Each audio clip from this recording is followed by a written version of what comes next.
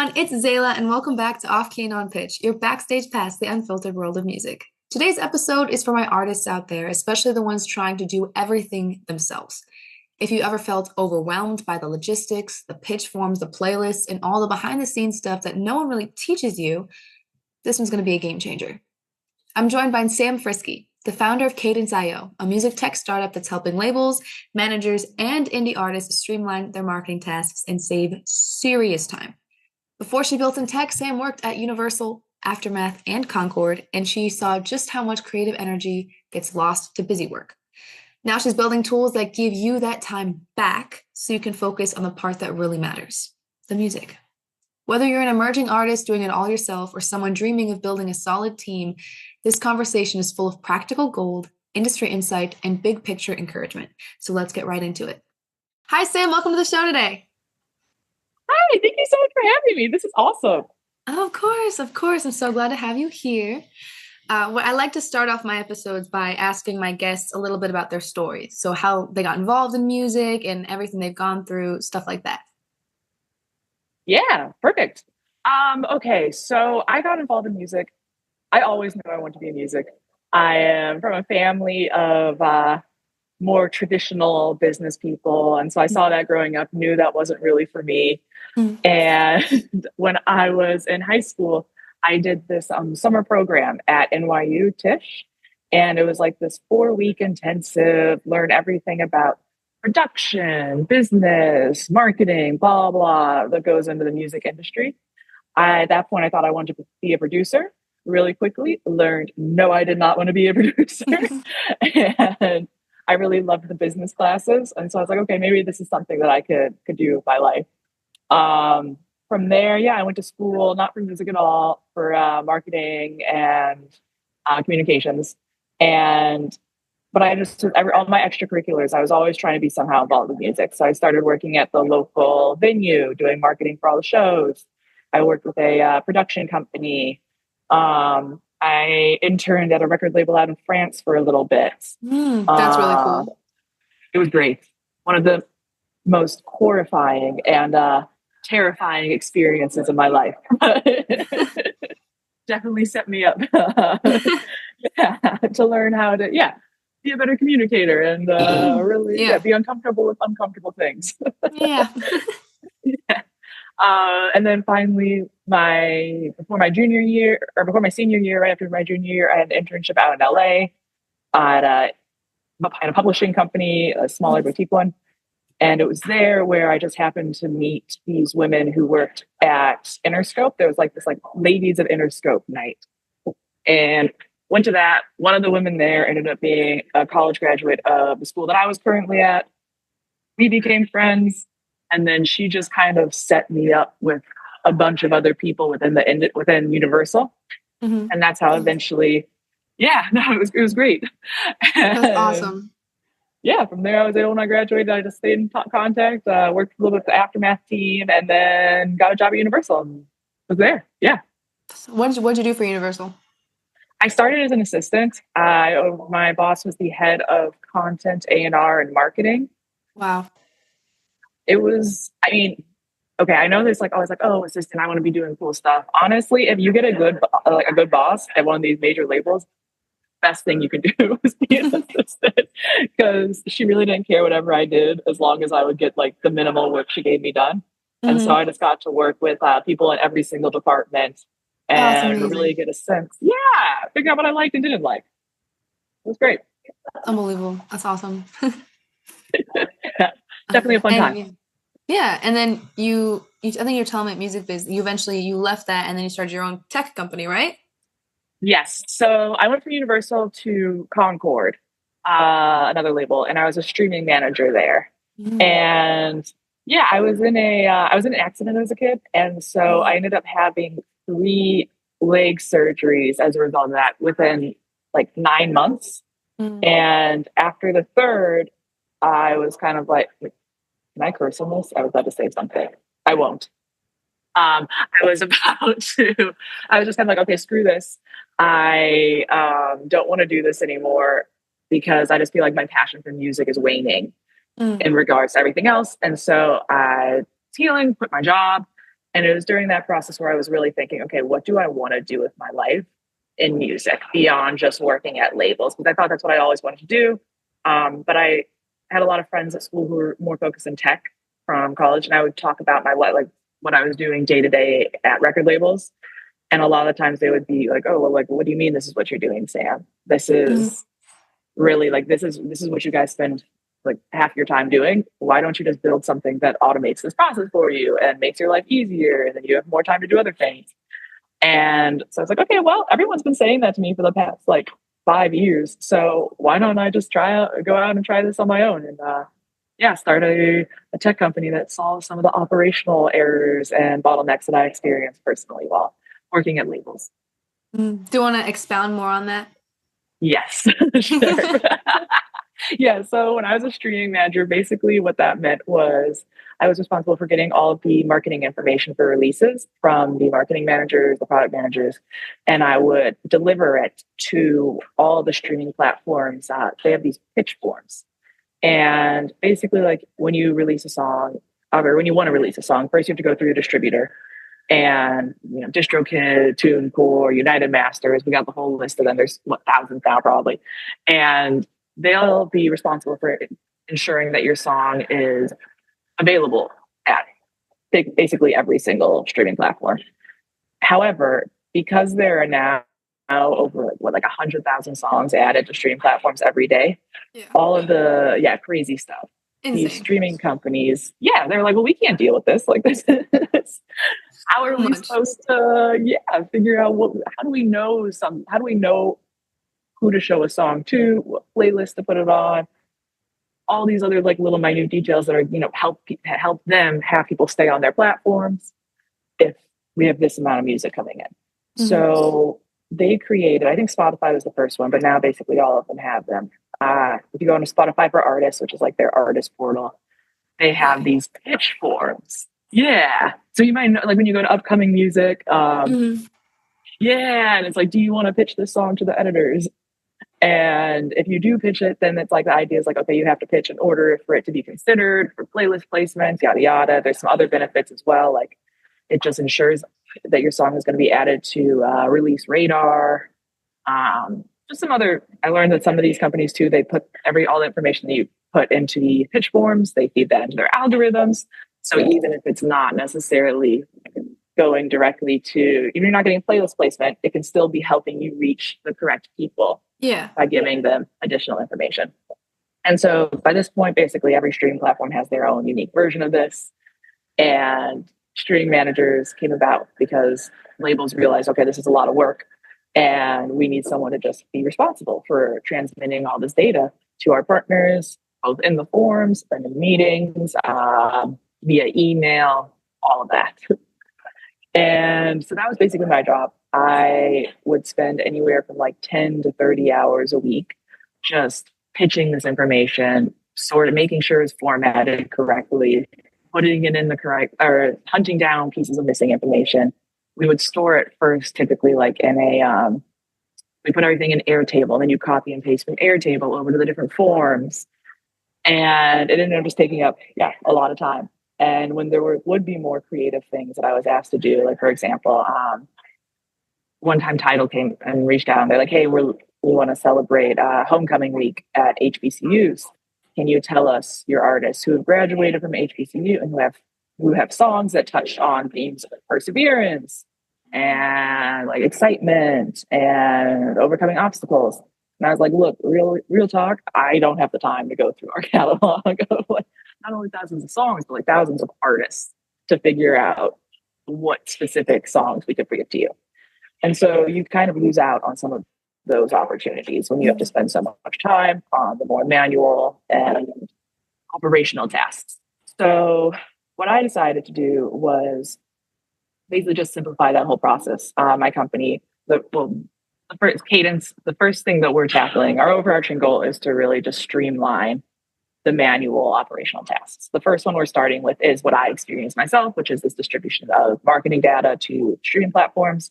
So we put everything, I just condensed all the different forms into one form because they all basically ask the same questions. Mm-hmm. And our clients come on, they fill out our form, And then we're responsible for distributing all the information to whichever platforms they select, which are streaming platforms, and we'll reformat it as well for email. So you can just copy and paste the pitch and send it off to external partners. Yeah. And the goal is just so, I don't know, my belief is if you're an artist and you're signing part of your rights away to a company, they should be doing things that you can't be actively doing. And this is one of those things that I personally feel like there's more as a label or a distributor or a manager that we could be doing than spending time on this. So, Yeah. yeah. Yeah. How long ago did you start this? How young is this company? Very young. I had the idea probably, about early 2024. Mm. And I started by just reaching out to people at streaming platforms and just saying like, hey, because there is no like right now like open APIs. There's no way to just like directly send information from my form into theirs. And so I was like, well, how would this even work if I were to go about doing this? Mm-hmm. And I had a great conversation with someone at Amazon Music, and he was like, look, sounds great, would be great, but we're never going to partner with you unless if you build your own native platform. You can show just from the bat that you're actually getting results, how this is helping, blah, blah, blah. And so I was like, okay, I guess that's what I have to do. So I started just with a WordPress site, and it was just a little form on there, and users would fill out the form. I'd get email notifications when they would complete it, and then I would go in and submit all the information. And from there, we just had really good results with some beta clients. They didn't have to hire an additional like admin employee. They were seeing increased playlist placements, which isn't something that I ever guarantee. I'm just saying, but it was a great little added benefit to see, oh, okay, some of these places, but you weren't actually, you thought they thought someone else was pitching for them. Because it's such just a terrible system. And once they actually were doing it and they knew that they were doing it, they saw the results. They were saving a lot of time. And so from there I said, okay, I'll build out the official platform. And we officially launched the company in October 2024. And then just in April 2024 or 2025 was when we had we launched everything. Yeah. So our site is up now. Yeah. The app. Yeah. All of that kind of stuff.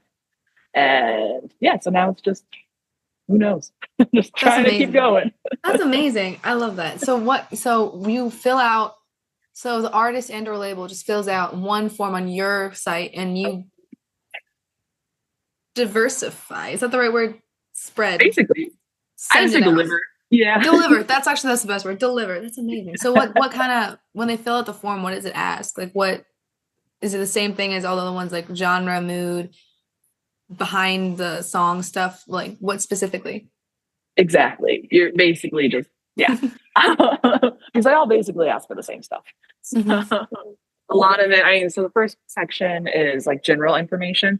And so that's the thing that no matter where you're submitting music to, it's always going to ask the same questions. So things like you said, like a mood, genre, a little description. How is the song made? Is it like a studio recording? Is it a live recording? Things like ISRC, UPC.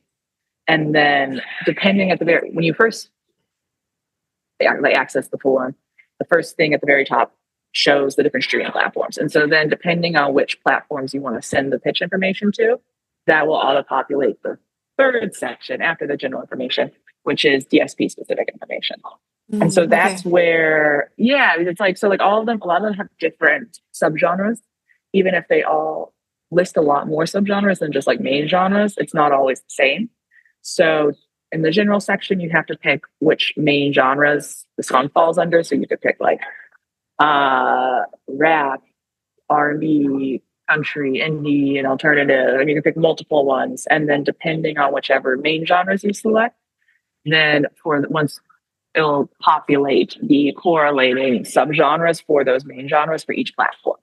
And then we ask things like mood. Then we ask them like, for example, Spotify asks like, what are the instruments on the song? So we ask that on the Spotify section of the form. Amazon will ask for, how would someone listen to this song? Is this like chilling and lounging? Is this working and studying? Is it hard and heavy? Things like that. And so we asked that one. SoundCloud asks, what playlists do you think would be a good fit for out there? Because they don't have that many editorial playlists. And so then you choose for SoundCloud what that would be. Title asks for the social media handles. So if you select title, there is this variability, but it basically is like the same information for every platform. Yeah. So when you fill out the description on your platform, do you just like copy and paste that for everything, or do you curate your own based off of that information? Oh, for me, myself, what I do? Yeah. You guys. Yeah. So once someone submits all their information, we have a short description and a long description. And that's actually one of the features that we're working on building is some kind of AI tool. So you just write the long description and then it'll shorten it for you. So cool. Like you shouldn't have to write twice. Yeah. But then I'll take the information. I basically just copy and paste. Okay. Yeah. And so one of the things right now, as we're talking to streaming platforms to get like official partnerships and yada, yada, labels, distributors, managers have to give me the logins for their artist accounts, at least for like Deezer, Spotify, and Amazon, because those are the ones that actually have like be logged in to submit for. Tidal, Apple, SoundCloud, you don't have to have an account.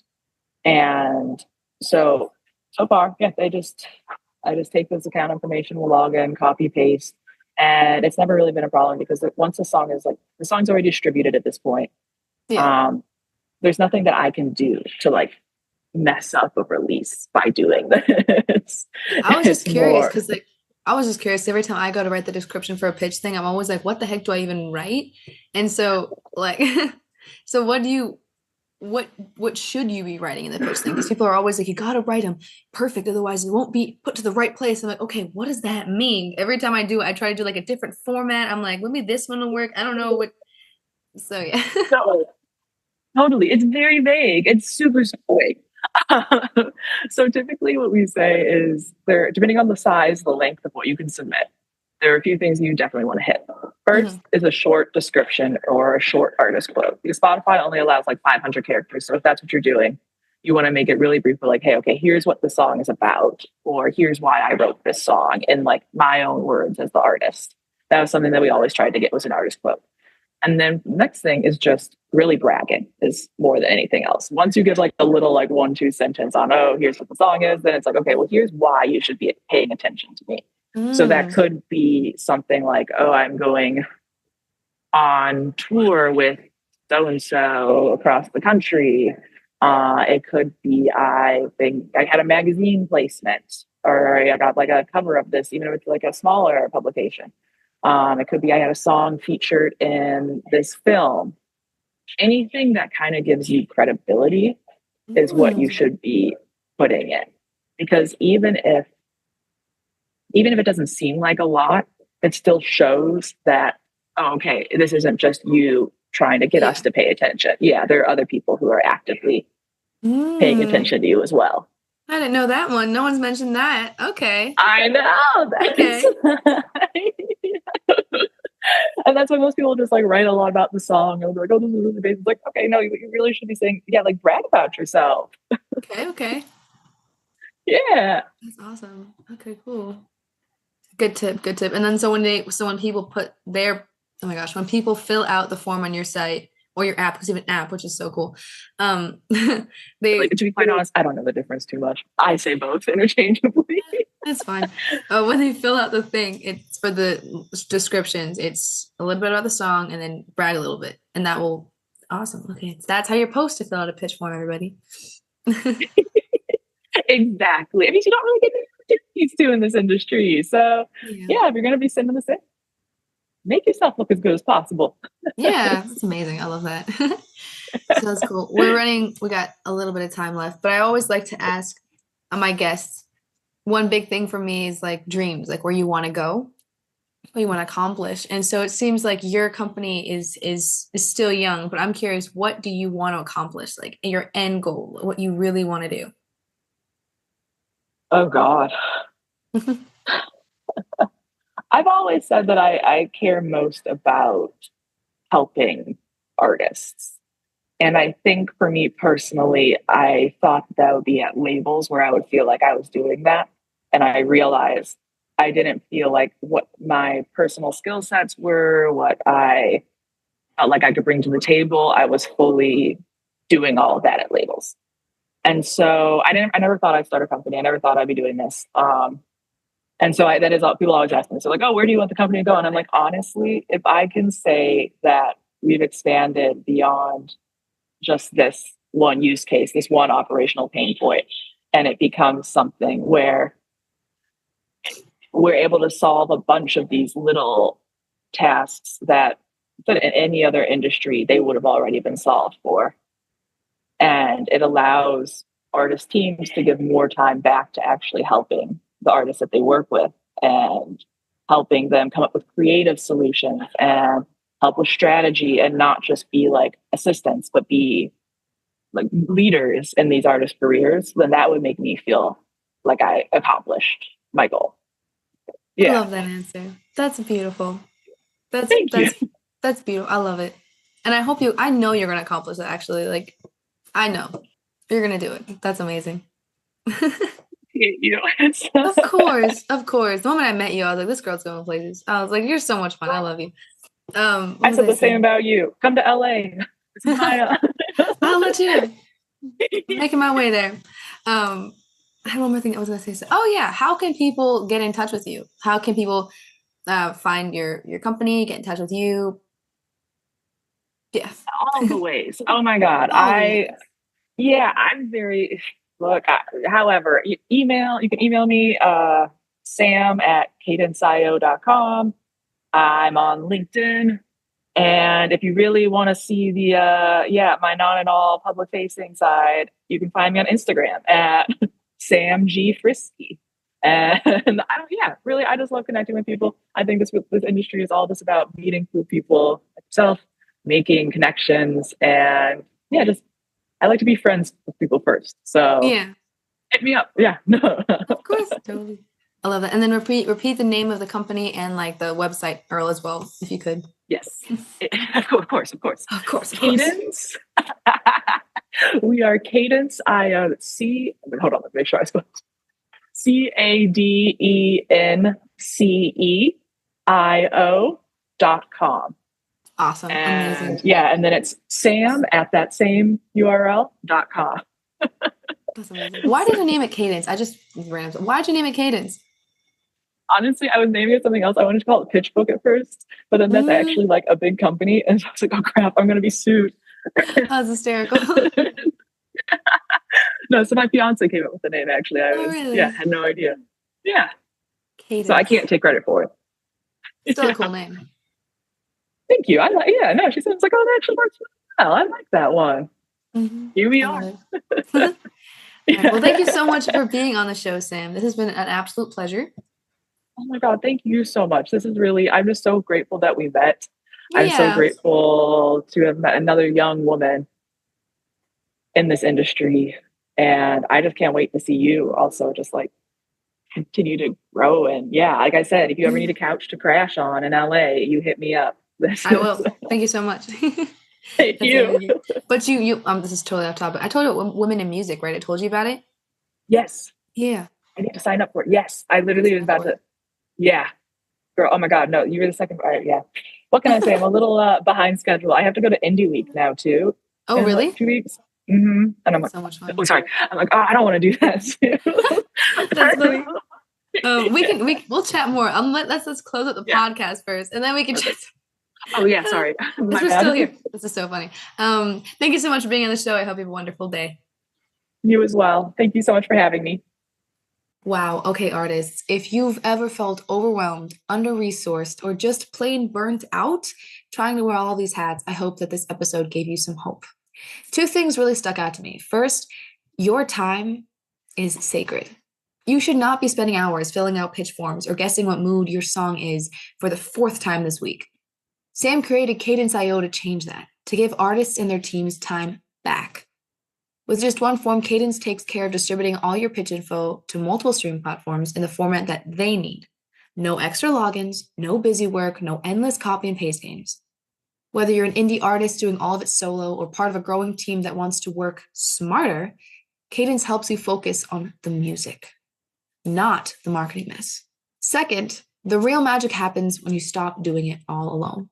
Sam reminded us that sometimes the most powerful thing you can do is build a system that supports your creativity rather than draining it. And y'all, one of the biggest keys, learning how to actually write a pitch that works. So we mentioned it a little bit on the podcast, but just in case you missed it, I'm gonna repeat it here for you guys. The secret sauce, if you will, on how to write a pitch form when you go to fill out the form on Cadence. You want to start with a short, heartfelt artist quote or description of what the song is about. Then you want to brag a little bit, like mention playlist placements or tours, syncs that you've been a part of, magazine features, whatever shows you've got, your momentum. Okay, keep it tight, keep it real. Give the editor something that says this artist is going places and this song deserves a spot. That one tip alone could change how your songs get seen. So if you're tired of throwing pitches into the void or just want to stop wasting time on the admin stuff, go check it out. It's CadenceIO.com. Cadence, CadenceEIO.com. You can also reach out directly to Sam at sam@cadenceio.com, sam@cadenceio.com.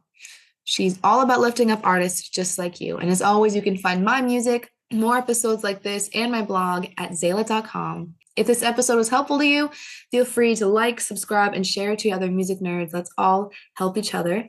And if you take anything away from this episode, anything at all, let it be that you don't have to be everywhere or do everything. You just have to be you and trust the tools and the people that help your voice rise. So keep dreaming big. And remember, I'm Tzayla, and adventure sounds like this.